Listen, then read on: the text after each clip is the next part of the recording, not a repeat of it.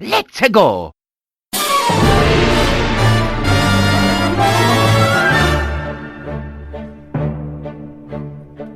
What's up, everybody? Welcome to the House of Mario, episode 18. I'm your host, Drew Agnew, and joining me, while Bryce is still not available, is Eric and Nat from... crap, I've blanked for a bit. It's alright, we'll forgive you this Nintendo by time. Numbers. That's the Jesus, one. How embarrassing. Hello, I am Eric. Hello, I'm Natalie. How you going, guys? Not bad. Yeah, really well. Little hot, but otherwise good. Oh, yeah, I hate the hot weather. Like living in Australia, probably should be used to it, but maybe not South Australia. It's pretty it's pretty cold most of the time. I know, yeah. No, especially we live in the hills, so like here, if it's not always raining, freezing. it's freezing. So So today was a welcome change. yeah, for sure. It's a welcome change. Yeah. I'm not looking forward to the 30-degree days for the next couple of days. But I know, yeah. It's really heating up here. But I always complain about the hot weather, but I'll take it any day over cold. Me too. Yeah, definitely prefer the warmth. yeah, it's sort of like you get sick of the heat, then you get sick of the cold if it goes too long. So Exactly. Do you find yourself like playing games to do with the opposite seasons? Like in winter, I'm like, I could totally do with playing Mario Sunshine right now. And then when like it hits summer, you're just like, all right, I actually feel like playing an ice level Mario. no, not really, to be honest. It's just you. I don't think I've ever heard anyone say that. I feel like playing an ice level in Mario. No way. They're normally the worst levels because you're always slipping and sliding. So I don't think people would ever be saying let's play an ice level. No. No. Have you guys played the Mario Bros. Arcade on the Switch? Yes, Yeah, we we have. have. That game totally feels like you're playing the whole game on ice, actually. Not the drug. Okay, That's where my brain went. yeah, let's make that clear first of all. I mean, it is a trippy game, but no, slippery. I mean, slippery, and it's super hard. I can't believe how hard it is. It is, yeah. Like, I played it and I just tried to jump and I'm like, wow, that was actually really hard just to do a jump to get to the spot that you wanted to go. Yeah. So, yeah, no, it's a super hard game. Have you been playing it, Drew? Yeah, I was playing it because my roommate, she's really into it. She doesn't play many games, but she really loves the Mario Bros. Game, mainly from the NES. She hadn't played the arcade machine one, and we were playing the Switch version, then we went back to the NES version on the NES Classic, and we found it's a lot easier to control on the NES version, like just a little really? bit. It doesn't feel as slippery. Oh, okay. That makes. I feel like everything's so floaty and slippery. I really struggle getting a handle on it. And I swear, you're right. I've played a different version of it, and it wasn't this bad at it. But this arcade classic, I suck. How far we made it? Nowhere. I pretty much died straight away in the first level, and I think that was about it for me. You got a little bit further. Yeah, I got a little bit further, but not much further. Yeah, no. So we haven't really played too much of it. Yeah, it's fun, but I find the ports really quite cumbersome to sort of get into. Did you guys have trouble finding out how to do 2-player? We found it hard. Yeah, Yeah, we did. 2-player, Yeah. totally. We found everything rather hard. Like there's a button that just gives you like unlimited continues or something. And I couldn't work out what that was actually doing. And Oh, yeah, because it didn't seem to do anything. no, I struggled working out everything. And then I'm like, I kept accidentally hitting the pause menu instead of like trying to hit 2-player. And then I'm like, there has to be an easier way. Yeah, because I think we my housemate was Googling it while I was looking at the instruction book. It should just be right there. You would think like 2 players, like the NES version, but they've literally just ported the cabinet and they've sort of made it work through a weird loophole. But Yeah, exactly. Like I just expected there to just be a menu on the main menu just saying 1 player, 2 players, go, like any other Mario game. But it's not that way. yeah, I guess Hamster's been doing all the Neo Geo games that have been coming on Switch. Yeah, of course. I actually haven't played any of those Neo Geo games. It's totally something that we should be doing and getting into because they seem really good. Yeah, like I've got no experience with the Neo Geo, but a lot of people are pointing out the good games, and there's some not so good games there as well. So it's kind of hard to know what's what. Yeah, you kind of got to know people that know which are the good games because like. Just diving in, you could get yourself into a whole lot of trouble. Like I've been tempted to pick up Metal Slug because I've heard that's a really good game, and I've played some of the other ones, but don't have a whole lot of experience with them. Mm. Yeah, like I said, I hadn't played any, but it's interesting going to the arcade archives. That's what they're called, aren't they? Arcade archives. Yeah, arcade archives. Yeah. Yeah, it's quite cool going back to the old arcade machines.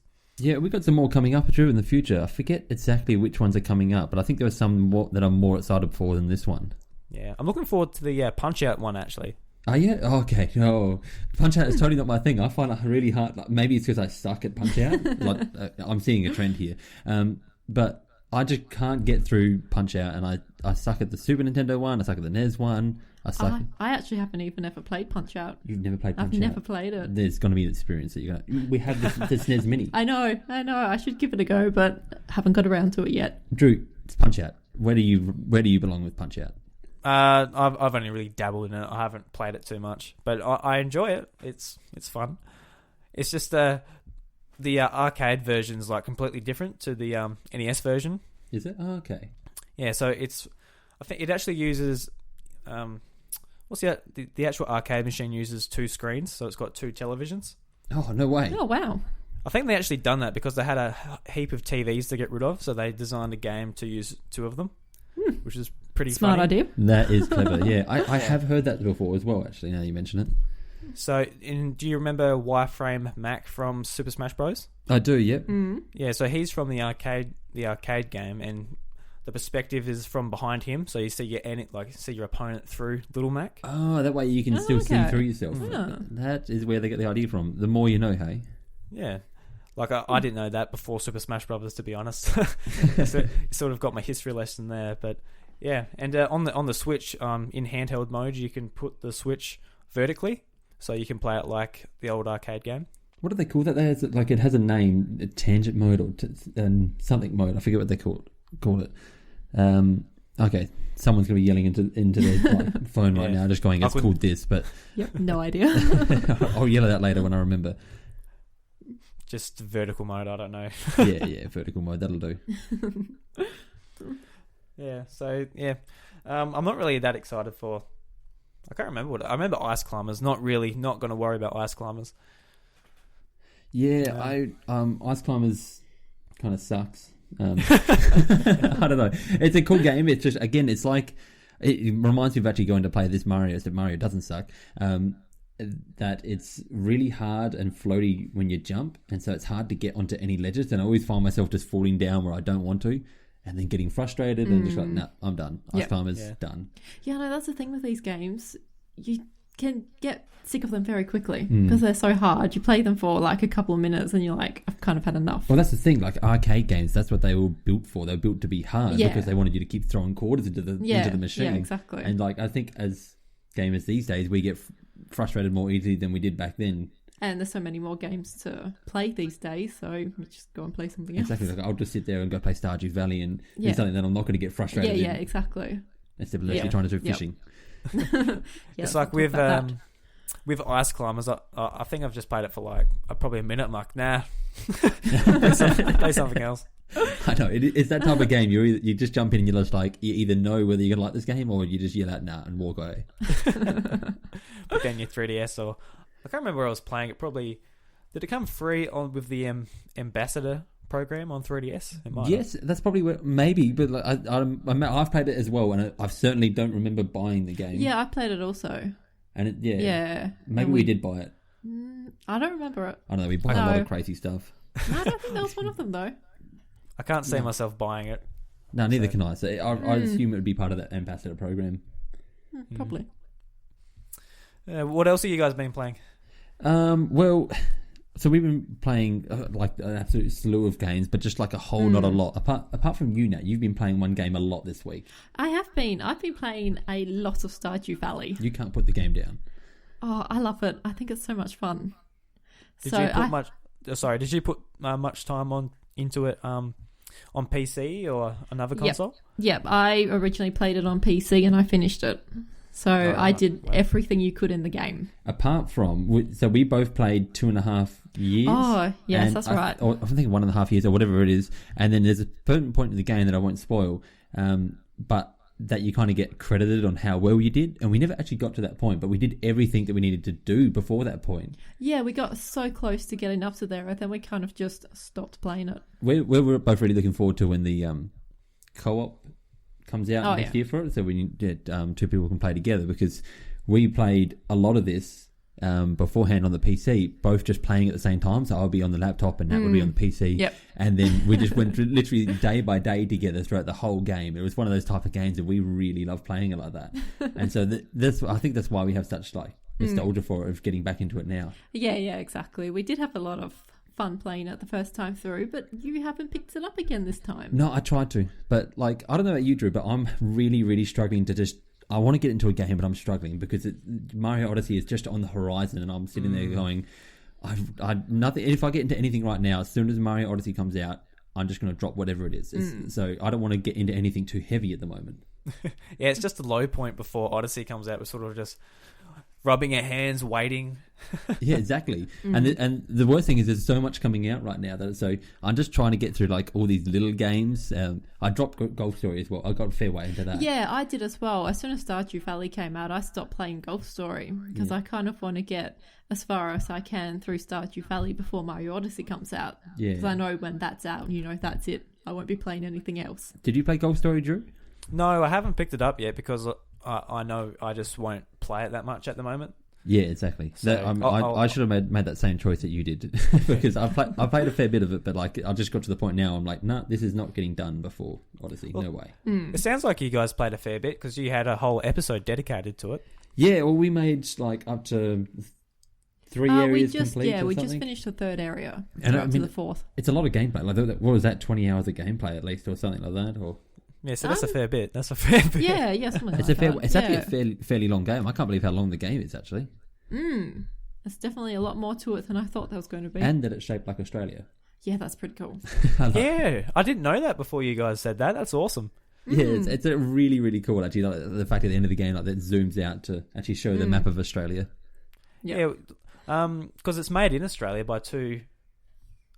like a local game studio, isn't it? Yeah, it was made by two Australians. Because there's a lot of Australian slang in it. Yeah, but it's really strange though, because it's made by a couple of Australians, but these guys just went really quiet on making the game. Like, a lot of developers these days are taking the more, I don't know, out there approach where they're talking about their game and talking to people and really trying to push it. And like these guys, up until the game came out, no one had even like knew that a couple of Australians were developing it. Everyone just kind of just went, oh, well, there's this new team developing it. We don't know who they are or what they're doing, but they've released a game. Yeah, and even now, like, sorry, Drew, even now they haven't really had interviews or anything like that I know of. No. Yeah, because it got announced at the Nintendo Direct recently, and there was a heap of buzz generated for it, but they never really come out and said, this is our game or whatever. It's just, this is a game which a lot of people are excited for, and yeah, I was really surprised when I heard it was made by a bunch of Australians, or two Australians. So are we. Yeah. What type of slang do they use in it? What type of Aussie slang do they use? Oh, you see like crikey come up a couple times. Mate. They use mate a lot. Mate is thrown in everywhere. Yep. I don't know. There's a lot of Aussie slang, and you can just kind of tell that it comes off Aussie. Yeah. Is there a crocodile hunter or anything silly like that in it? There is a crocodile in the game. There is no crocodile hunter that I've seen, but there is a crocodiles in the game. And there's one that eats your ball. There's one that's trying to eat a little boy or something like that, or they're worried about a little boy being eaten. So, that's right. Yeah, when he's swimming around in the water. Yeah. So there's definitely crocodiles hanging around. Yeah, there is. Yep.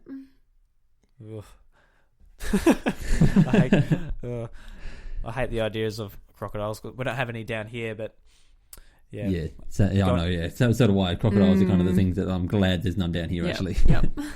Yeah. No jellyfish or anything like that.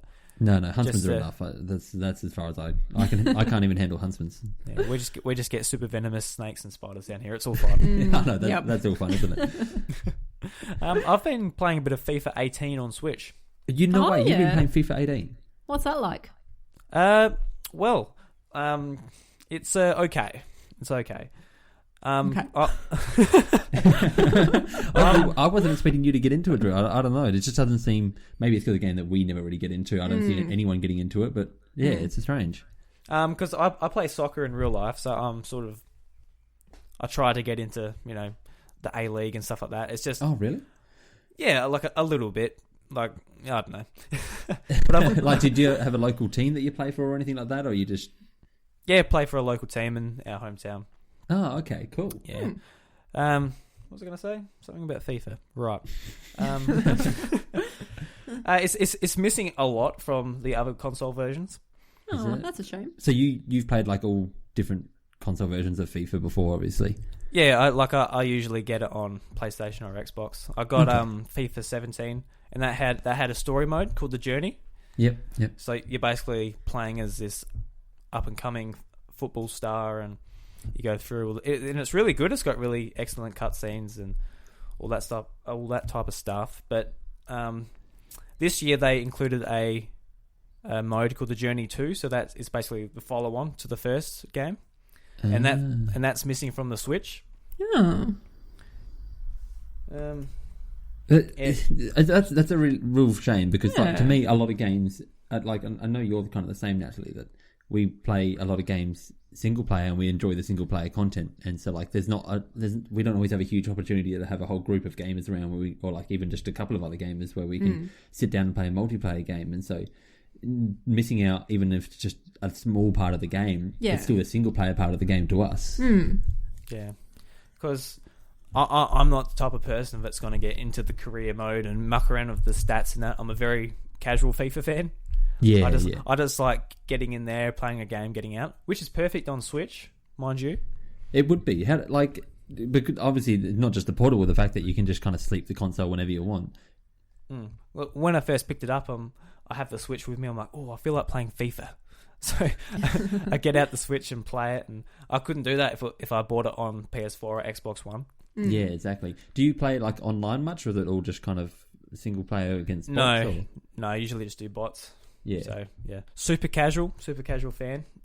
And I'm the same. I'm actually like totally timid when it comes to like playing online games. In fact, Splatoon's probably the most online heavy game that I've really picked up in a long time, or like play a lot of, because like generally when it comes to online, even like when I play, what was that? Puyo Puyo Tetris. I played a little bit of that online. Oh yeah, those players were so good. I'm so afraid of players that are better than me. It's not even funny. And they all absolutely demolished you in Puyo Puyo Tetris. Thanks, Nat. Thanks for making me look good. I played one round and they absolutely destroyed me as well. Okay, so it's not just me. No, there's a guy from Japan and he just absolutely trounced me. Yeah, because I played a bit of Tetris and I thought, I'm not that bad at Tetris. I'm pretty good. Surely I can like hold my own for a little bit. And like I could feel the guy laughing from like behind the screen. Yeah. He probably thought he was playing against someone that had never played Tetris before. I'm sure he did, yeah. Yeah, it was embarrassing. It was a really humbling moment because at our place we play four player, so it's myself, my roommate, my girlfriend Chantel, and I think my mum were playing, and that they're just playing. They're not necessarily all that good or bad, but they're just average. Dude, I love that your mum gets into it. That's weird. Yeah, and like I'm like, oh yeah, I'm pretty good. I usually win, type of thing. Go online, just nope. No. Mm-hmm. We play 4-player as well with me, you, and two computers. And that's how, I don't know, for some reason that's how we play Puyo Puyo. We're afraid to even verse each other, that we just go on a team. Yeah, well, we go on the same team and then verse two computers. Have you played the computers much on there? Yeah. Some of them are really good. Yeah, like it depends on who you choose, but some of them are like absolutely, they'll demolish you if you're not careful. Yeah, because I was playing the demo a fair bit before it came out.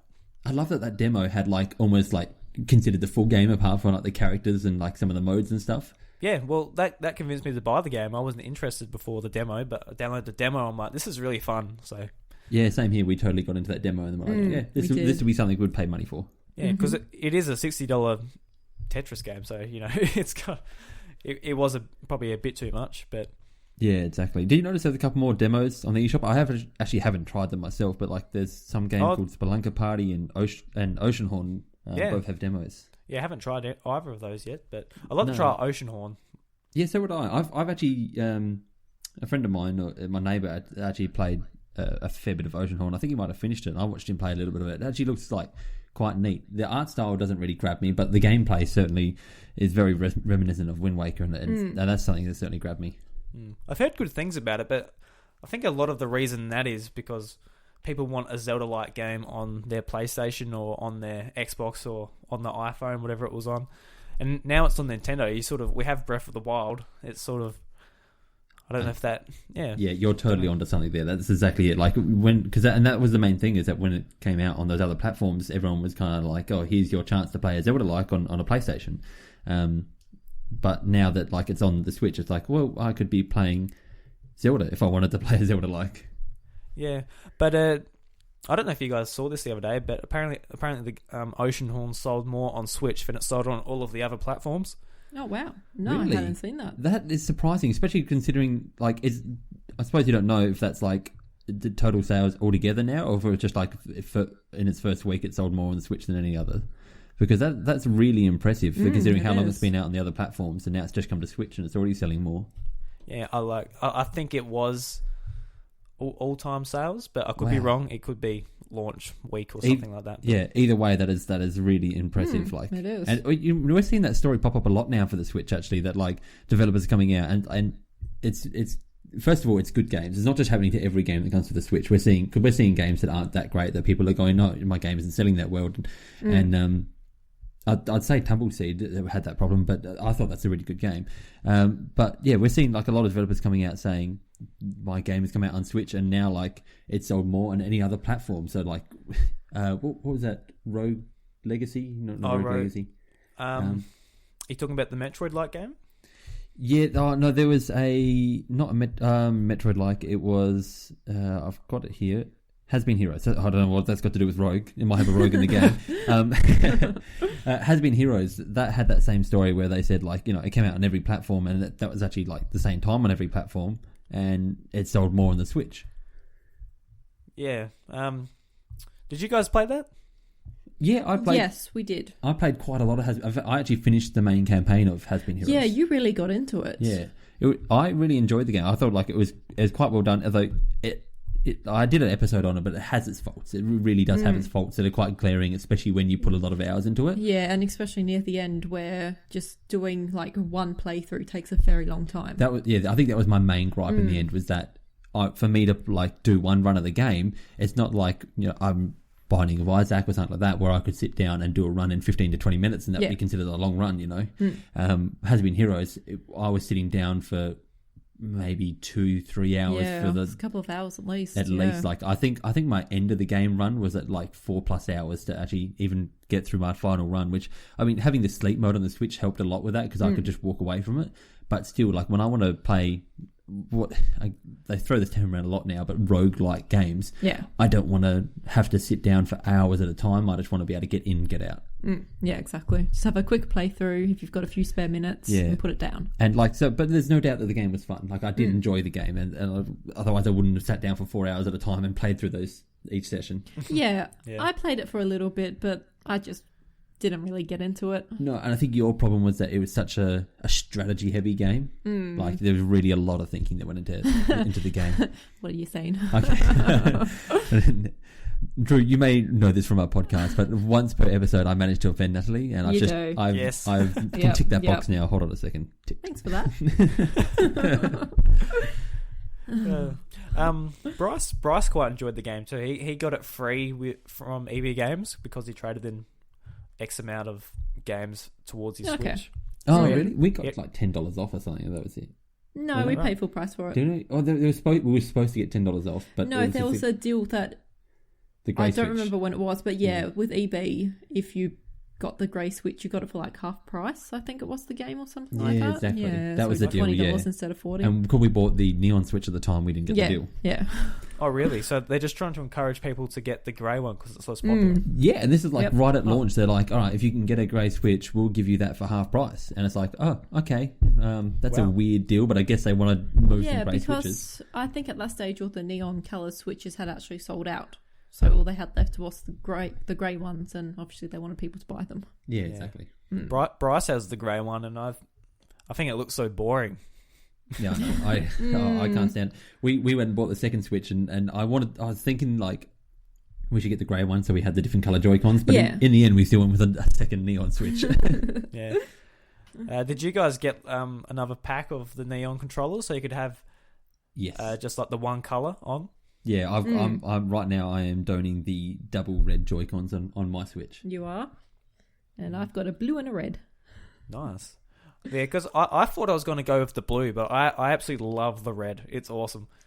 It's really poppy red. I really like it. I still want to see some of the other colours. Like we haven't got the yellow. Yeah, well, I'm super excited because EB are going to be stocking the green and the pink ones in December.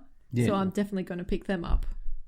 And we need a second. We're in the market for a second Pro Controller. We are definitely need one. And because there are fights happening at the the over I keep taking yours. Like it's my Pro Controller, Drew, and she keeps taking it. I always use it. No. And so we need to get a second Pro Controller, but we're not sure whether we want to get the Splatoon one or whether we want to wait and get the Xenoblade one. Because we don't mind the Xenoblade one, or you especially now don't seem to mind the Xenoblade one either. Yeah, well, I like them both. And I'm like, well, if I get the Splatoon one, it's going to go with my pink and green Joy-Cons. I was just about to say that. Yeah. Yeah. While we're talking about physical hardware, how did you go getting a SNES Mini, Drew? Like, did you have much trouble finding one? No, I didn't at all. I was up super late the night it was announced, so it got announced at 3:00 our time. So I went straight to EB Games. Obviously, the website hadn't updated yet. Okay. So then I think 9:00 the site updates, and I I wasn't going to work until later, so I got the opportunity just to put down a pre-order straight away. Okay, pretty lucky. Yeah, totally. Well, I think didn't we have a similar issue where like we didn't see it until like in the morning when I woke up? And yeah, I was just scrolling on Facebook and I saw it had been announced. Then I went to EB's website and pre-ordered it straight away. So yeah, and I mean it was only up for a day at that stage, so we noticed before the pre-order sold out type of thing. But then we went into EB to pick up a pre-order. And they're just like, oh, we got plenty of stock on the shelf as well for like anyone who's walking through. We're like, do you seriously have like shelf stock? And they had heaps. And so then like we're like, oh, well, I guess we'll get a second one. So we bought a second one, and then we're like, now I keep walking. Like we went into Big W the other day, and Big W is like announcing they got SNES Minis at the back. Oh yeah, they were. And like, they got more than they can get rid of. Like they were pushing them out, and then we went into Target later that same day. Yeah, and they had them also. It was our once in a few months shopping spree, and Target had heaps there as well. Everywhere seemed to have them. Like there's nowhere it seems to be sold out in SA that I can actually see. Everyone just seems to be having them laying around. So it's a really, really strange occurrence. Well, they clearly made a lot more than what they did with the NES Mini, which I'm glad about. Yeah. Oh yeah. Well, that's awesome because the NES was just like impossible to find. It was. We were frothing at the mouth with rage. Sorry, you go. Yeah. On. Just at how hard it was for actually get one. Yeah, I actually lucked out. I went to Big W and they just had a sign saying NES Classics back in stock about 2 months after it come out. Oh wow! So really? I'm pretty lucky. Oh, cool. Yep, I'll get one then. I wasn't even planning on getting one, to be honest. I don't need one of those. But then, Nintendo's marketing worked, and I'm like, all right, it's really hard to find. Then when I actually find one, I'm like, oh, I've got to get it now if it's hard to find. Yeah, I know. It worked exactly as planned. If they planned that, it worked exactly as planned because the scarcity just made us all absolute rabid for once. Yeah. Well, what time were you at Big W on launch morning, Eric? 6:30. Whoa. Yeah, no, I got up really early and I went down. I'm like, I am not missing out on one of these because we missed out on the pre-orders. Obviously, like, they were just gone. And so, then every time EB got Maureen, I'd be sitting there on the laptop just trying to get one, and it was impossible. It was so many people were doing the same thing. The websites wouldn't load; they sold out so fast. It was just the most frustrating experience trying to get one before launch. And then so our last day effort was just like, all right, we're going to drive down there, or I'm going to drive down there because it's so early in the morning, and I'm just going to hope that I'm the first in line. And we've had experiences before with the Amiibo catastrophe where Amiibos would come out on launch day and they didn't plan, like the stores didn't plan anything, so you just have, there were 10 maybe 20 of us standing out the front of the store or just looking at each other going, we're all here for Amiibo, we're just going to and as soon as they open those doors, everyone just charges for the back and grabs whatever they can grab, and it's just an absolute cesspool of angry people. And then I thought it was going to be the same problem with this. But then at like 6:30 in the morning, I'm lining up out the front. One other lady's there. She beat me. So there's only one other person. And then by the time it opens, there was heaps of people. But they were just they literally had a queue going, like a line, and there's handing out tickets saying, all right, you're first in line, second in line, and just had a big line of people going, saying there's only one per customer. And it was also organised, and then like eventually when they sold out, the people rocked up and they said, listen, they put a little sign up saying sold out, and that it was so organised and easy to get one. I wouldn't call it easy, but it was so I don't know what the word I'm looking for, peaceful, relaxing, something along those lines. Hassle-free. Hassle-free, perfect. It was hassle-free to actually get one after that. What time does the store open? It's about 8 o'clock or something, isn't it? Yeah, it was 8 o'clock that morning, yeah. All right, so you're there an hour and a half. That's dedication, man. It was like I was pretty close to camping out all night there, Drew. I was that much like I'm not missing out. I don't know why I would be. Like honestly, I don't have all that many memories of the NES games. Like there's only a few of them that I've ever played. Even though I did own the console, I didn't have that many NES games. It was more the SNES was my era. So I don't know why I was so eager to get one. But that's probably why, because Nintendo. we hadn't really played many NES games, so we wanted to give it a go. Yeah, I'm perfect. There you go. That's my reason why. You're that desperate to go and play the original Mario Bros. For probably the 5th time, or I know I was that desperate to give Nintendo my money so I could play the same game that I already own on 6 other consoles. Yep. Yeah. It is awesome having the actual controllers though. Like, I was playing Yoshi's Island the other day, and what else was I playing? Yoshi's Island and Mario RPG, and it's just awesome having the actual SNES controller in your hand. Yeah, I know, isn't it? That I think that's the biggest thing for us is just having the SNES controller and the NES controller. They're so fantastically designed that going back and holding them in my hand, I'll just sit there and just go, "Why did we ever evolve?" You know.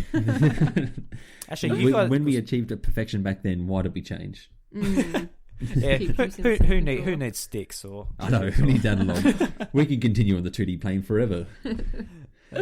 On a previous episode of Nintendo by Numbers, you guys were talking about the 8-bit Do SNES controller. Yes, we have actually been using them for the SNES Classic as well because they're compatible, which is the best thing. Oh, are they? Yeah. Yeah. Yeah. So like, you need to do a firmware update, which just means plugging it into your computer with a USB. But once you update your controllers, they now just the receiver that we bought actually works with them, which is fantastic. Yeah. I just love the fact that you don't have to get up and press reset on the console every time you want to play a different game. Yeah, that's the biggest thing, Drew, is that like it's just pressing select and down on the controller acts like pressing reset, and you can just be sitting back on your couch while you it's 3 meters away from you or whatever, and and you don't have to do anything. It's just then it goes back to the reset. I can't even explain how great it is. So you guys are obviously still enjoying using it then? Yeah, definitely, 100%. Yeah, absolutely. Yeah. And it is it's so great for everything. It's so great for like some of the more simpler Switch games. I just wish it was compatible with it. Like for me at the moment, I'm just kind of going, I wish it was compatible with the Wii U. Yeah. We still have a Wii U set up. We don't use it very often, but and we've got so many virtual console games on there. Exactly. That's where our main virtual console library is at the moment. So not be able to go back and play with the SNES controller is the biggest bummer. Yeah. Well, hopefully eventually they'll bring it on Switch. Yeah, exactly. Hopefully. Yeah, because I'm half considering getting one just for all the indie games on Switch, like Slime Sand and Sonic Mania, stuff like that. Oh, there's actually so many games that it works perfectly with on the Switch. Like even if you're just playing like simple games like Picross or what was that? The one I mentioned earlier, Tumbleseed. Games like that. They all will just work perfectly. Actually, Tumbleseed needs motion controls, does it not? Yes, it does. To tilting. You need to tilt your ruler. Don't play Tumbleseed with it. But there's a lot of other simple games. I did see earlier this year they're bringing out a new one which actually has sticks and motion control in it. Yeah, I thought that looks really cool. I'm not sure if I should wait for that one or not, but yeah, honestly, I went with the SNES one without all the sticks and buttons. I was waiting for that one because I kind of thought, well, I wanted to I wanted to feel like the original. Yeah, exactly. Yeah. We wanted a replica of the original. Like if I want an updated one and something with sticks and everything, I really like the Pro Controller. I'd totally play it with that. Yeah, same. Yeah. Yeah, I just feel like if I'm taking it with me, it might be like, it feels like an SNES controller, but it can also play Odyssey and things like that. So exactly, like if you just take the other one with you, it's like, well, I'm now limited to what I can't play Zelda, I can't play Odyssey, I can't play heaps of different games, you know. I actually really enjoy the Joy-Con, so that might not be an issue, but no, so do I actually. Like, especially because Natalie's been constantly taking the Pro Controller away from me. I've been playing a lot just with the Joy-Cons in the Joy Mold. What is the thing in the center called? The Joy Grip. The grip. The grip. The grip, yeah. The Joy-Con grip, yeah. I've been playing with a lot with them in that, and I don't actually mind it too much. The only thing that I don't like playing is with a single Joy-Con.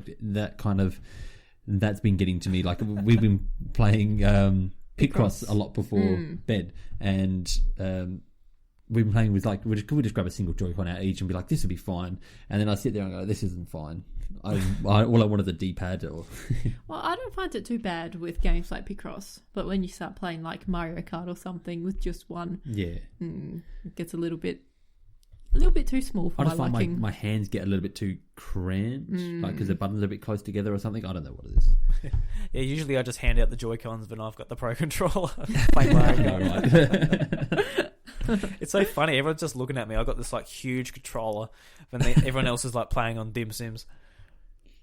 I actually enjoy like the fact that now when we buy, like, if you want to buy a second controller, and instead of buying, like, you can obviously go buy a Pro Controller if you really want the best controller experience, but if you're always having people around, you just buy a second set of Joy-Cons, and you've always got an option to have 2 people playing with proper controls, or to have 4 people playing Mario Kart together or something, you know? Yeah, it's excellent, and like you can take it with you, and you've instantly got 2 controllers as well. Yeah, like when we were considering what should we, like, we just about bought every single accessory you could get at launch time. We did. We have a problem, but when we were considering what we should get at launch, we were like, I know we were walking out of EB with our 2 massive EB bags. It was literally like, it was one of the most embarrassing experiences of my life. Like I loathe it, but it was people watching us, like, because everyone's coming in, they're like getting their Switch, and they're getting like the Switch one other thing, like or Zelda. Yeah, and Zelda, and then like we walk out with these 2 massive EB bags, and they're like, "Do you need another bag? Because I don't think I can fit this in here." And it's like, no, 2 is enough. We're good. But where was I going with that? Something about the controllers. Yeah, like, we were considering whether we should buy a second set of Joy-Con controllers, or whether we should just get the 2 Pro controllers. I know we had a problem, and we still do. We still have a problem. But yeah, so we ended up going, you know what? You can just buy. We ended up getting both, but you just buy a set of Joy-Con, and you can have 4 people around anyway. So we don't need to buy like 4 separate controllers. Like if you were having anything else, like the Wii or something, you'd have to buy 4 Wii remotes so everyone can play together. Yeah, well, we've got 6 Joy-Con and a Pro Controller, and there's 2 of us. It's probably better that it doesn't go on record on how many different controllers we own. Yeah, probably not. That's why I mainly bought a second pair of Joy-Cons, apart from the colours. Yeah. So it's like I've got 5 controllers just instantly. You're right about the colours. That's the second reason we decided on it. It was like, exactly. It's like you need to collect them all. Yeah. Collect all the colours. They're so expensive. Collecting them all. That is the only thing. Like, the yellow Joy-Cons got announced, and the Splatoon ones, and we're like, oh, we can totally get those ones as well. And then I'm like, Nat, I have enough of a problem with Amiibo. I do not need to start collecting Joy-Con as well. But then I was like, and we should just get all the Pro Controllers also. Yeah, let's not. We'll just get both. We'll get the Splatoon and the Xenoblade one. Yeah, we're totally not going down this road. The controllers is where I cut it off. Yeah, I'm waiting for a Super Smash Brothers one for a Pro Controller. That's when I'll get my second one. Yeah, totally. That would be really cool. It's going to happen, hopefully. Fingers crossed. What would the Super Smash Brothers one be? For colours-wise, or what would they do to it? I don't they know. Put the logo across the front? Or? Yeah, you have a Smash Ball in the middle, and you have like the flames going across it. Yeah, well, they've done Smash controllers in the past, so it's not out of this realm. Maybe they even make a wireless GameCube controller for it. That'd be pretty cool. That would be really cool.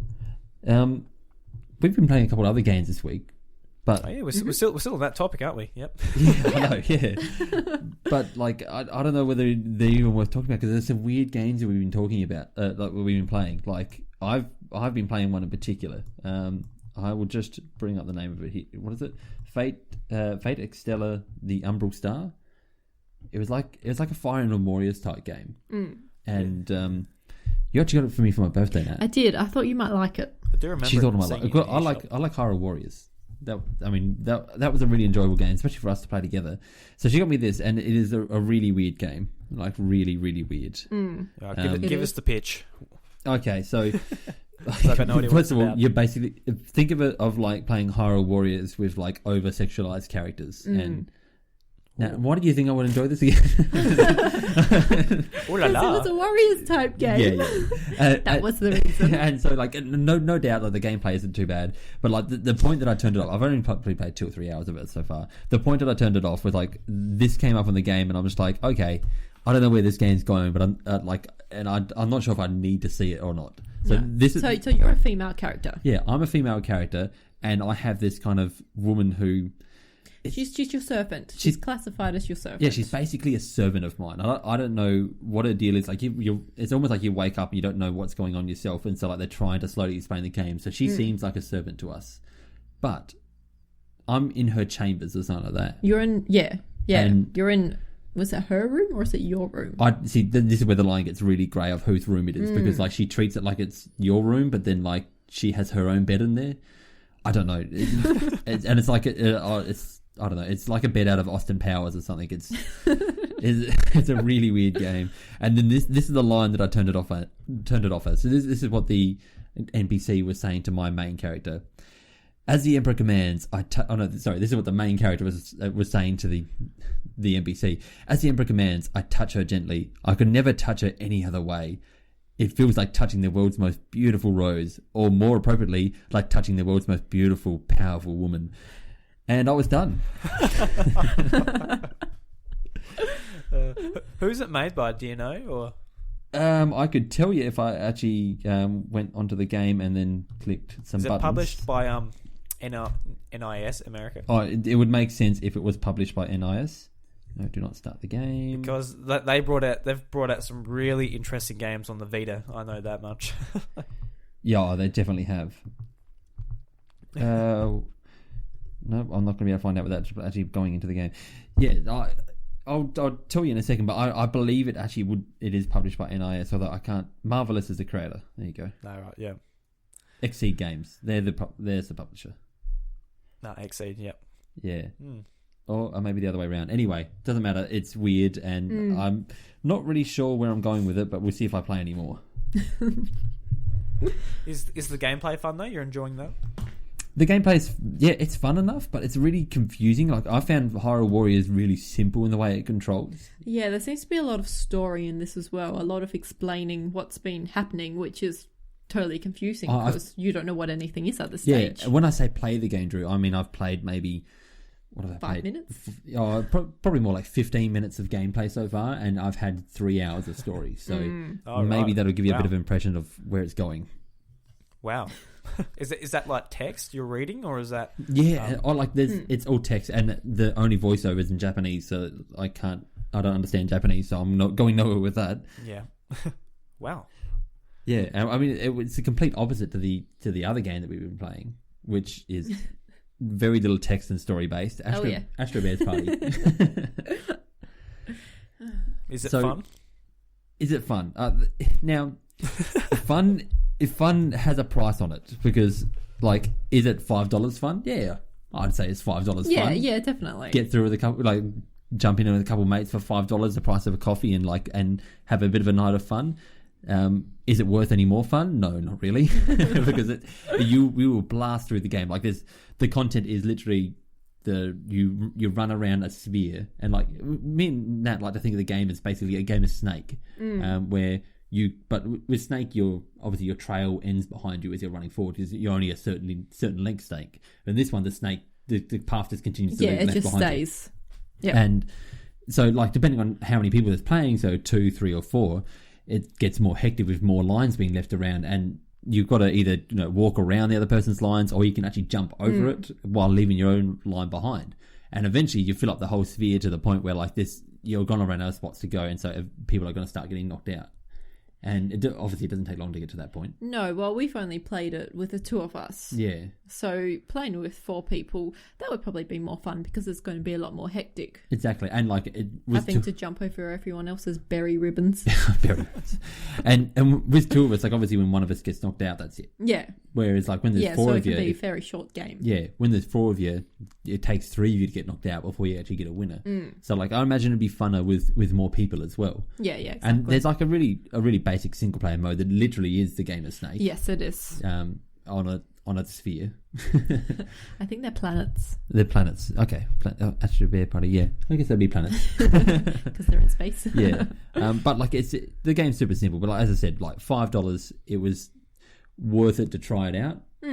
Hard to recommend, but the price of a coffee, like, I don't know how many other experiences you can get for the price of a coffee. Yeah, like it's fun to pick it up now and then and have a few rounds of it. Yeah, totally. And we actually entered a competition for it as well, which is, I don't know, we did something that we don't normally do. Let's put it that way. We did. I was quite impressed with the amount of editing you put into it. It's really, really impressive because that was my first exposure to the game. I'd actually never seen gameplay of the game until then. Yeah, so like we saw the competition and we'd seen it before. I think it'd been posted in something like Adelaide Nintendo Connection or something like that. So we'd seen a little bit about it before, and then we kind of went. We saw this competition. We thought, oh well. I said to Nat, why don't we give it an enter? Like the devs have just come out saying that not many people are entering the competition, so like you've got a good chance to win if you actually do enter. And I said, well, Nat, why don't we give it a go? Why don't we enter? Like all you have to do is show a video of gameplay of 2 or more people playing the game together. And we thought, and like there was points given on how creative your video was and how original and the quality of it as well. Yeah. And so I went to that, it's going to take us a couple of seconds to put together a video of just us playing it with a little bit of commentary, and we never do Let's Plays, but let's give it a go. And that's like, well, if we're going to do this thing, why don't we go all in? Why don't we actually put some effort into it? Yeah, exactly. I thought if we're going to enter a competition, let's actually give it our best shot. So that's what we did. Like we spent the majority of 2 to 3 days actually sitting down, putting ideas together, filming the video, and actually slapping together what we thought was a really fun, first of all, video to make, and hopefully it was fun to watch. It was definitely a lot of fun to make, and it was my idea to do it in a commercial type way and like make it into a party at the end. So then we went around having to find party hats and balloons to go out and buy. So it was actually really fun just preparing it and going out and doing it. Yeah, it was. It was totally a blast. Like you guys had costumes and everything. You really went all out. Oh yeah, we did. Yeah, we really went like, let's go find. We went to like the multiple different shops looking for party gear and everything. Like we did. I looking back at it, we didn't spend too much effort, but we spent a lot of effort into actually putting this video together. We did. I mean, it took a long time to do. I mean, for a video that only goes for 5 minutes, it took us a long time to get it all done. Yeah. But yeah, like as I said, we're happy with the way it turned out in the end, definitely. And like we'd never done even like a Let's Play or anything like that. So us playing the game for like the last couple of minutes of the video, we're kind of like, well, you know what, that was actually fun doing that as well. I don't know why we don't do that more often. Yeah. Yeah. So if you guys at home want to watch the video on YouTube, I'll leave a link in the show notes. So go and have a look at. There's no voting, like you said. It's just no. Yeah, no, it's and just the competition's over now, and it's basically the developers to just choose on their own who they think deserved which it the one they most. like the best. Yeah, and we like our chances, but who knows? You can't really tell what they're thinking. No, you can't. What's the prize? So it is there's a few prizes. So there's first, second, and third. They're actually pretty generous prizes. Yeah, so they were really generous. So like, first prize is $500 worth of eShop vouchers. Nice. And it's, wow. Yeah, and it's American as well. So it's like, and they'll give it to you in your own country's value. So like for us, what's that, 1.4 times or something like that? Yeah. To the dollar. So like, yeah, it's worth a fair bit for first. Second is then goes down to $300. Yeah. And third then goes down to $100, and they're giving like 5 $20 vouchers away for runners up as well. But like, judging by the quality of those videos, I think there's only maybe 40, 50 videos out there in total. Yeah, that's not a lot. No, not a lot of people have actually gone, and then like a lot of those videos are just people off camera filming their iPhone playing it just to see if they can win the voucher. So there's not many videos out there that people have seemed to have put a lot of effort into, but we'll see at the voting time. There are a few that are good. Yeah, there's a few really good ones out there, so there's a few that we're a bit worried about. But so you would have to be, are you pretty confident about your chances, or? We're confident we'll get a voucher. We're not confident on whether, like, how high we'll go. Exactly, yep. I'll have to check out the other entrants later. I've only watched yours. It'll be interesting to see what the other ones are like. Yeah, I know that there's a few out there. If you just type in like Astro Bears party and then look at like the past 3 days or something like that worth of content, you'll kind of see most of the videos that come up. Because before 3 days ago, there'd only been 5 entries or something like that, or 4 entries. So no one had really entered the contest, and that's why the devs came out of Astro Bears party and basically said, "Listen, no one's entering our competition, and we're giving away this much money, guys. If you want to have a shot, do it now." You know. Yeah, that eShop credit will come in very handy for all the indie games that come out. That'll be able to last you for. I know. Well, that's what we're looking at it, and we're going like, I don't know. No one's entering this because, like, I mean, I know you're going to pay $5 for the game, but in eShop vouchers, so even let's go second prize, it's $300. Now that's American dollars, so that's $60 games. That's five full price games in American dollars. Yeah, it's pretty good. So like that's second prize. That's pretty good. Yep. Yeah, maybe if I entered, I would have probably just done like a real lazy let's play. I wouldn't have gone to the effort you guys went to. Some of these, I think you would have beat a lot of them still, even with a real lazy let's play. Honestly, like, you could have put a 2-second recording of you just going. Oh, it had to be a minute. I had to be a minute. To be a minute. That was one of the rules, of course. I'm playing Astro Bears. This is Astro Bears.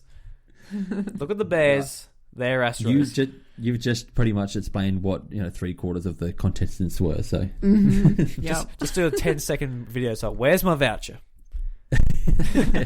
And there actually was a video like that as well. Just so you know, there was a video that's basically saying, "I'm doing this so that I can get the voucher."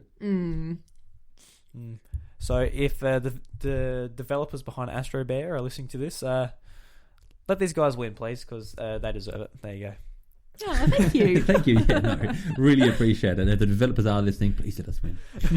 We put lots of effort into it. All right, just as the final little bit of the show, I want to talk about Mario Odyssey because my hype level is getting very high. It's it's under 2 weeks yet? It is. I believe it is, isn't it? Yes, it is under 2 weeks. Yeah. Yes. Oh, yeah. I can't wait. We don't know what to do with ourselves because like we've gone on Mario You wanted Odyssey. to go into hibernation for the next 2 weeks. I literally just wanted to just go. I don't want to see anything. I don't want to do anything. I just want to go to sleep and I just want to wake up when Mario Odyssey's out. I don't want to know about anything else that's happening at the moment. And I wish I could. Like I'm even just going on total media blackout at the moment for Mario Odyssey. I'm just going. I'll read anything about it and listen to anything about it, but I do not want to see any more footage of Mario Odyssey. I am psyched enough, and I don't need any other footage to sell me on this game. Yeah, well, that's what I have pretty much done since E3. And when they did their tree houses, I'm like, I'm not watching any footage of Mario Odyssey because I want to experience for myself. I want to be surprised by what there is and not being like, oh, well, I've already seen someone do this. How is this for commitment, Drew? Like, Nat, just from the E3 stuff, like, she didn't even watch all the E3 stuff. She I have seen a little bit. You've seen a little bit of the E3. I've seen a little bit of it, yeah. And then you saw that original trailer, and then you just blacked out on it. Yep. Like, that is commitment. To me, I just, like, sat there and just, like, watched the E3 trailers, like, 3 times over until my eyes were square. Like, I just... I could not stop watching Mario Odyssey content. And then I'm like... I eventually just had to stop, and I'm like, no, I need to play this game now. Exactly. Experience it for yourself and not already seen someone else play it. Have you been watching all the trailers, Drew? I have been. I'm not too worried about the media blackout type of thing. I think it'll be a lot like Zelda, where they've shown a lot of footage of Zelda before it came out, but basically we saw nothing of that game, really. You are totally right. Only on the Great Plateau. So I think once you get into the levels, you're going to see a lot more, and there's going to be a lot more worlds and things to play that weren't in the trailers or directs or anything like that. So I think it'll be okay if you don't. Yeah, because they I think they compare the amount of moons in Mario Odyssey to the amount of Korok seeds in Zelda, which is they totally did. No, did they? Yeah, which is frightening. God. Well, like I think there was they've confirmed that one of the levels, I think it was like the sand level, I forget what it's called, that has 69 seeds or something like that. That's been confirmed that it has something like that amount of seeds, or maybe it was 79 moons seeds. Okay. Please don't let there be seeds to collect as well. So it has that many moons. Wow. But yeah, then they're saying like there's like from what the kingdoms we've counted so far, I think we're up to like 13 kingdoms. Oh wow. And so that like, people averaged it out. Well, if there was average of that many seeds per kingdom, we're up to over 700 Wow. Korok seeds. I was about to say Moons. Korok seeds. Moons. And That's crazy. I keep saying shine sprites as well. Yeah, we're up to that many moons already, let alone if there's more kingdoms that we haven't seen or more kingdoms have more moons. So we don't know yet how many there's actually going to be out there. Wow. That's a lot. Yeah, because when you watch gameplay, they're getting, like, the players is getting moon after moon after moon within probably like minutes of each other. That's the thing. Like, everything you do in that game just seems to net your moon. It's like you walk onto a rooftop. There's a moon up there, or like then you jump off that rooftop, and you can make it to another moon. And then you jump off that building, and then like go into a stubby pole and a pipe in the ground, and there's a moon in there, and then it brings you into a 2D level, and there's a moon there. Like you're just going from moon to moon to moon. You don't seem to get a break. That's what I'm looking forward to the most, is that with Breath of the Wild, first of all, love it, but there's a lot of open, empty spaces there, and some of them didn't just have Korok seeds scattered out of them. Some of them were just empty spaces. Yeah, it seems like that every single nook and cranny is just there's just moons everywhere. There's something to do. Yeah. And I think that's the thing. Oh man, this one, can't wait. Yeah, and like to express myself, but it's just no. Well, that's the thing. I don't think anyone's able to express how excited the world is for this game at the moment. Well, no, like you said in your easy bit, we've been waiting 15 years since Mario Sunshine for a game like this, and this is next level Mario Sunshine. Now, this isn't just Mario Sunshine, because looking at this, like Mario Sunshine, remember the shines were very focused in which ones you went for. You went into a level, while sometimes you could get other shines, or you could go for the 100 coins. It was still, you went into that level designated to going towards that shine. So it's shrines. Everything's just merging into Zelda now. You purposely knew where you were going. Well, now it's just like, okay, I've just got this open blank canvas. Yeah, exactly. Go where you want. I haven't entered this map to go for the certain moon. I've just go where you want, and eventually when you're ready, there's a boss over here, or something like that. So that totally has me excited that they're actually, this is really, it's the kind of first open world one we've had. While they all feel like open worlds, can we go into an area and there's a big open area, it was still confined. Like there were little things to do everywhere for earning blue coins and different things like that, but it was still a confined experience. Yeah, and the levels, thinking about them, they weren't overly that big. So like all the levels in Sunshine and 64, you could get through them quite quickly and see everything there is in the levels quite quickly. Yeah, or even getting from one side to the other. Like most levels you could get from one side to the other within, maybe a minute. So yeah, exactly. There's not a whole bunch of exploration there in that way. Yeah, that's what I'm most excited for. Just it looks like they've amped up the exploration sort of aspect a lot more. Just finding secrets and hidden warp pipes and all that. Isn't that the biggest thing with Mario games too? Just like walking around and just even like Zelda did a really good job of this. Just not everything has to be about a power moon, or not everything had to be about a Korok seed. Sometimes it was just about doing something cool in the game. Yeah, Yeah, for sure. And that's what I'm looking forward to as well. Like sometimes, just jumping off of like throwing Mario's cap at little stogie holes or whatever they are on the ground and flicking yourself off them. That's cool. Yeah, taking over humans, like and doing just the weird fact stuff. that you can take pictures wherever you want and use them as like your screensaver on your phone. The internet is going to blow up over that, I reckon.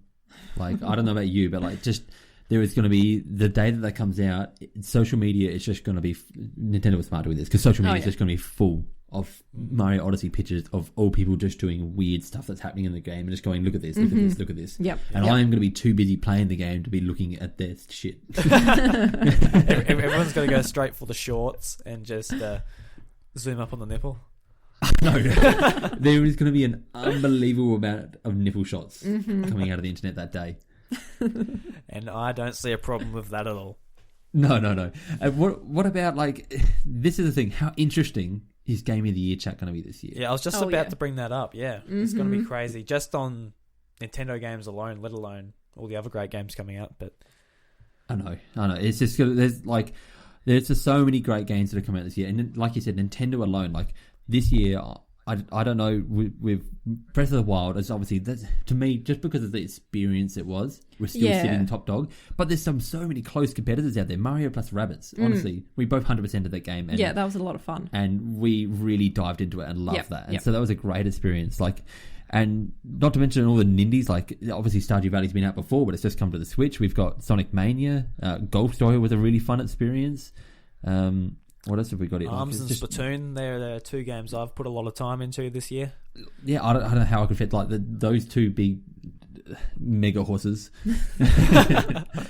They're massive games, and like they were like, I feel like they got overshadowed over, you know, I think the thing to me was that Breath of the Wild had such a strong launch, and like it was just a massive wicked game that everything that came out to it was stellar, like absolutely fantastic games.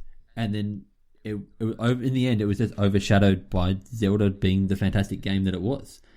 But like it doesn't, in a normal year where Zelda wasn't out, I tell you what, those games would be right up there in any other game of the year chat. Yeah, like I think Arms is one that really surprised me. I was going to buy it. I was looking forward to it, but it wasn't until the test punch where I'm really like, this game is like lots of fun.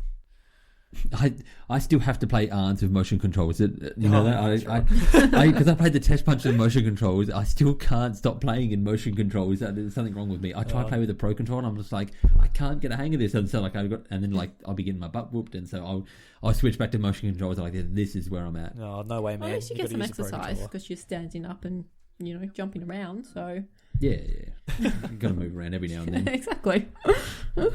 So just I know obviously you haven't put a whole lot of time into Mario Odyssey yet because it doesn't exist yet, but just judging from the type of Mario and Zelda fan you are, what do you predict will take your game of the year out of those two?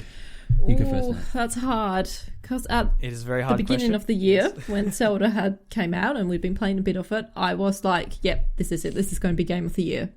Absolutely guarantee it. And just while you're on that point, this is the hard thing, is that at the end of the year, early in the year games are always the hardest to kind of put a pin on and say this is the game of the year, because you're going back and you're like, well, that game came out back then. It's not fresh in my mind. Yeah, exactly. If you had Zelda fresh in your mind late in the year and Mario Odyssey early, I don't know. Yeah, that's exactly right. But now, having seen like the few trailers I have seen for Mario Odyssey, yeah, it's a tough one. I really don't know. Okay, I can give you a definite answer. Mario Odyssey. Yeah.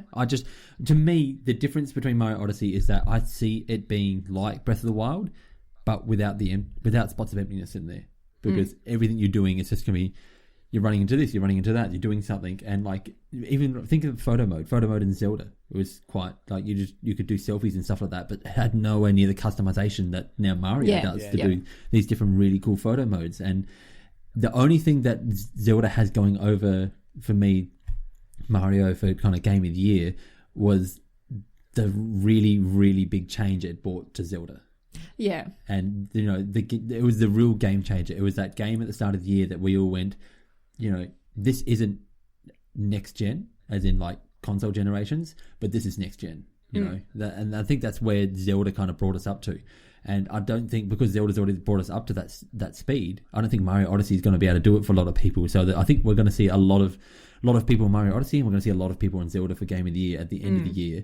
But for me, just looking at the trailers and everything and the experience that it's going to be, I just have a feeling that Mario Odyssey is going to be one of those games that you're on a roller coaster the whole time, and you're just constantly going downhill on that roller coaster, having a great time. Where I feel like Breath of the Wild is that game where you had roller coaster moments where you're going slightly uphill, and then you had a fun downhill, and then you're going uphill and then downhill.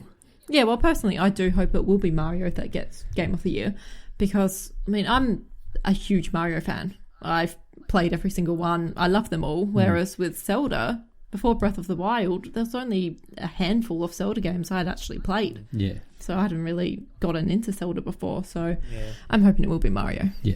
Yeah. What about you, Drew? Yeah, that's the thing with the developers behind Mario at the Tokyo studio at Nintendo. It's just they haven't really had a misstep, whereas I feel the Zelda developers have had a few missteps. Exactly. Yeah. Like Nintendo is by far my favorite games publisher and developer, but their Tokyo team who do Mario are like some of the best developers in the world, and I've got every expectation on Mario Odyssey. I think it's going if it's going to be anything under just phenomenal, I'm going to be surprised, to be honest. And that's the like. From all the people who are playing these gameplay demos that I wish were here in Australia, but seem to only be in the US at the moment. Yeah. From the kiosks and stores and everything like that. That's the impression that we're getting from everyone. Like everyone, I haven't found anyone that's picked up the game and played it and gone, "This isn't as great as I thought it was going to be." Every person that's come out and just gone, "This is exactly what I thought it was going to be," and it's great. You know, and I think that's the impression that we're getting, is that this is a world full of moons where you're playing Mario, and Mario is just fun to control, and that's the impression that I'm getting from everyone. It's fun to control, it's fun to play, and there's so much to do. Yeah. and like how the vibe of the world too, just like, you know, the catchy music from Pauline singing and the worlds, like they look so colourful and energetic, and that's always what Mario games have done for me. Their world building has just been fantastic. It feels a lot different because just a variety in each level. When we first saw New Donk City, it's just we've never seen anything like that in the Mario game, which is like real life, like a real life city, and like I know, right? Yeah, like it was the most weirdest experience, and like. It kind of reminds me of when Mario Rabbids first came out in a strange way. Like when people first heard about Mario Rabbids, everyone's just like, "What is this?" And then people first saw Mario Odyssey, they saw like him with humans. They're like, "This is so off-putting seeing Mario around other humans. Like I don't know what's going on." And then all of a sudden, we got to see Mario running throughout the city, and we're like, "Oh my god, I'm so excited to play through New Donk City." Yeah, it looks relatively normal now. Seeing just it does. Like my eyes are just used to it. Yeah. And I don't know what it is, but like I've just gotten used to seeing him in that city now, and now it looks really fun, like climbing these huge tall skyscrapers and riding the electrical lines and all this other stuff you get to do in there, you know. Oh. Yeah, it comes out the same week I'm going to PAX Australia, so it's gonna be interesting fitting that in along with, you know, doing it like the. Have you figured out like time schedule of when it actually comes out? Like, does it come out before you leave or when you're actually away? I drive to Melbourne. It comes out that midnight. So so I want to play a bit at night, and I'll wake up early, play a bit more. And I'll probably be waiting around for a few panels and that to start. So I'll bring my Switch with me, obviously. Yeah, and we're trying to fit some things in there. But so that is going to be tough. You need like you're driving there, are you? Yeah. You need a designated driver so you can just sit there. Yeah, that's a good idea. Just get an Uber to work. Yeah, that's right. Just so you can play Mario Odyssey the whole time. Because how are you going to get to you got to go to like find a store that you can go to the midnight launch of. I'm at an Airbnb, and the idea is to download it. Oh yeah, of course. Yeah, but that's the best way to do it anyway. Easy to get a midnight launch there. They've got. Have you gone to the EB Games Nintendo store on Swanson Street? No, we have not. Well, I haven't been. No. It's basically like a normal EB Games when you go upstairs, and it's just all Nintendo, and they've got demos set up. Yeah, it's awesome. Yeah, I've heard about it. Yeah. Oh my god, it sounds like heaven. Wow. Yeah. No, I totally want to go there now. Well, we'll be at our local EB at midnight to get the game. Yeah, I don't know why we do this to ourselves. So we're going to go there at midnight to get the game. We're so pumped to play the game, but like when we get home, we're going to be going to bed. Like we're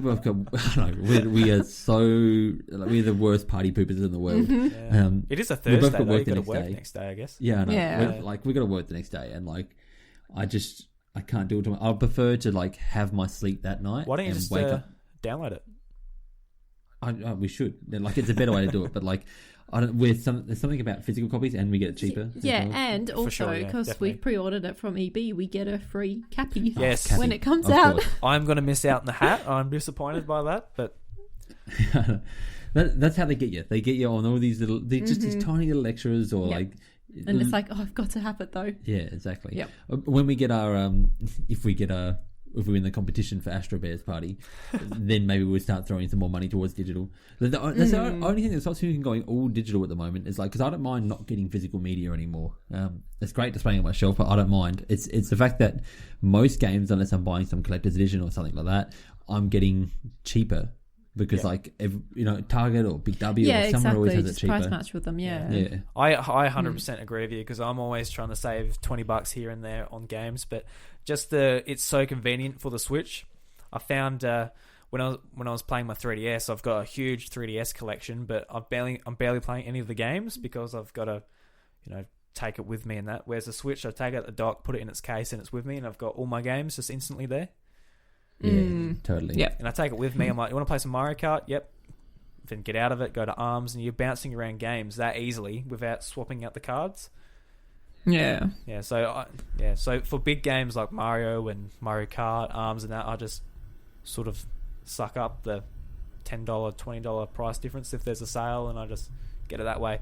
I bought Mario plus Rabbids physically because it was like a $20 difference, and I wasn't super excited for that game, so I just thought I'd save the money and just get it physically and play it at home rather than have to take it with me. So I just pick and choose pretty much, depending on if I really want it with me. Yeah. Well, we got the physical copy of Mario and Rabbids because we got the collector's edition version of it. Yeah, I saw you guys Which went came crazy. with the cool got all figurine.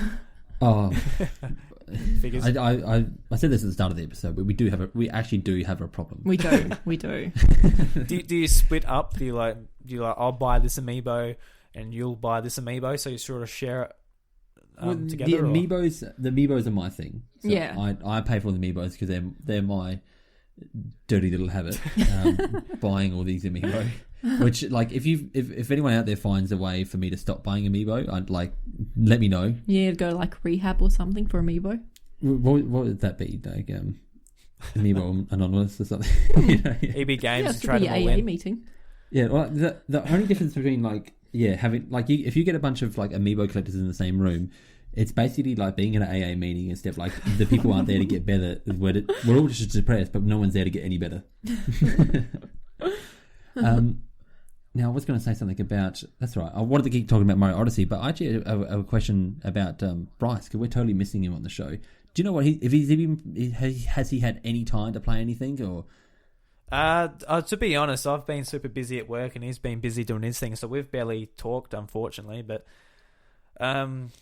yeah. Anyway, okay. Well, I'm gonna have to ask Bryce later what he's been playing, because I'm totally interested to see what he's been up to. Although I'm sure when he does his return episode, he's gonna have a lot to catch up. Yeah, surely he'll have to spurt it all out. Yeah. No, I'm missing him because it's makes it a lot more work, sort of. Thinking, it's a lot more thinking about, like, thinking ahead who you're going to have on and what you're going to do. And I'm sure there's a lot more organising in general. Like, 'cause, I mean, when me and Nat podcast, we both come in there with notes and what we're going to talk about and everything. But like just having yourself on there is like, and running your own show, you're going to have like, all these different notes on everything you're going to talk about and the flow of the show. And it's a lot, like, I can definitely get where you're coming from, that it's a lot more work, because just having one extra set of hands there to split the workload just makes a massive difference. Yeah. So Bryce, if you're listening to this, hope you come back soon. He should, I'm hoping he's 2 weeks away, hopefully. Yeah, well, I hope everything's going well for him anyway. Yeah. Just as an update to that, his mum is going pretty well, better than Bryce was expecting, so he's pretty happy with that. So. Oh, that's good. Yeah, that's really good to hear. Yeah. Thank God, because he was really scared at, like, before the surgery, as you would be. Yeah, definitely. Like any type of surgery, like especially like that, is just it's a really frightening thing to go through, especially for a family, Yeah. So on a brighter note, back to Mario Odyssey. Yep. Do you have, like, out of all the levels that we've seen, do you have a favourite one that you've seen so far that kind of makes you go, I'm really looking forward to playing this level? I haven't really thought about it. Like, I noticed that you're very much on New Dog City. That's not your favourite, is it? Probably not. I don't really have a favourite one, to be honest. You don't? I think the food one looks cool. What is that called? I forget what that's called, but that food one, sure. It's so colourful and there's so much going on there. Yeah. And like the talking forks or whatever they are. Yeah. The talking forks. I don't actually think they talk. I saw a fork in there. They probably got eyes on them. Yeah, and then the chef Hammer Bros. Yeah, that's it. They're really cool. Yeah, I like how you can possess them and like throw their fry pans or whatever they throw. Fry pans. Fry pans. I got to say my favourite is the beachy one that we've seen so far. Oh yeah, that does look pretty cool. It does, with like the crystal clear waters. Yeah, the one thing that scares me is the underwater section at the moment. That, like, how good that's going to be. That looks really cool. Underwater how you get the place for cheap, really yeah. Yeah, the underwater always scares me, but so hopefully that's really cool. But like, it's just beach levels have always just been like, I don't know, paradise to me. Yeah, I do like beach levels too. Maybe it's that Mario Sunshine vibe coming out. Yeah, probably. Yep. Were you a big fan of Sunshine? Oh, Yes. massive. Massive, Yeah. Like we both really, really love Sunshine. It's still that type of game that we will both go back and play. Yep. And like probably once every year or two. Yeah, same with Mario 64. Yeah. We always play them a lot. Yeah. Mario Sunshine Well, you always is play actually Mario a 64. blank spot in my Mario game playing. I've got a GameCube set up here, and I've played about a couple of hours, but I haven't actually finished it. It's so strange. Like, not that you haven't played it, but like that. It's one of those games that I don't know, like whether everyone would enjoy, because it's weird. Because a lot of people would say like Mario 64 and Sunshine are very similar, and they're both really enjoyable. Now they're both really enjoyable, but I find it really hard to go back and play 64 because I didn't grow up playing it. Like I never really played much 64. I only played a little bit of it, and now I go back and play it, and I'm like, I can appreciate it and I can enjoy it, but I find it hard to play long play sessions of 64 without going, oh, I've had enough of this now. Yet Mario Sunshine, which is basically the same game, grabs me by the nostalgia, and I can't stop playing. Yeah, I have a friend that hasn't played it before, and he tried to go back and play it, but he just didn't enjoy it because of the camera and sort of the camera is hard to get a hold of. Yeah, very like it always gets into awkward situations with that camera. That's true. It does. Yeah. But I grew up playing that. Yeah. Like, we got it when it came out, so... To me, it was the secret. It's like just finding all the blue coins and like where all this... Oh, in Sunshine, yeah. Yeah, in Sunshine. Yeah. Oh, you would... Well, I was talking about 64. I played a heap of 64 at people's houses and all that, so that was one of my first Mario games I played. So then I got the DS version, which I eventually... I think I finished it like twice because my completed save file got corrupted. So I went back and did it again. No way. So yeah, love that game so much. Oh, I hate when something happens to your save file. Yep, me too. Yeah, you wouldn't have, because there's been a few times that I've deleted your save files on accident. You have actually. Yep, you've saved over them. Oh yeah, I was actually going to bring it up we're going to record a podcast after this, and what is it? Mario and Luigi has like separate save files. Superstar Saga. Superstar Saga that you can't save over each other's save files. So, like I said to Nat, so my save file is safe. It's safe. Yeah, yep. It's totally safe. Which like it's one of those worries with every game. Like if we buy a DS game or something like that, or any game together, and if it's just one game that we're going to own and play our own save files, it's always like, if this is a game where I can easily, like, I'm thinking Final Fantasy or something like that here, you go into the menu and then you click save and you choose a save file. Nat save file is always at risk. It is. It's like I always have to watch you when you're saving. Don't save over mine. There really needs to be like how the SNES Mini has a lock button so you can lock the saves so that no one can do anything to it. I totally need that. You need one of them your things to say like, yep. Until I play it, it's going to be locked. Mm-hmm. Otherwise, I will lose it. My first Twilight Princess save on the Wii, I forgot what I was doing, but I was meant to press start or something, but the Wiimote pointer just spasmed out and it hit delete, and it must have pressed A too many times. It deleted my save file. I was like, no. Oh, no way. I was on the ground, hitting the ground, just no. Oh, I would have been in tears, I reckon. So I had to go back and finish that again, just because, why not? Yeah.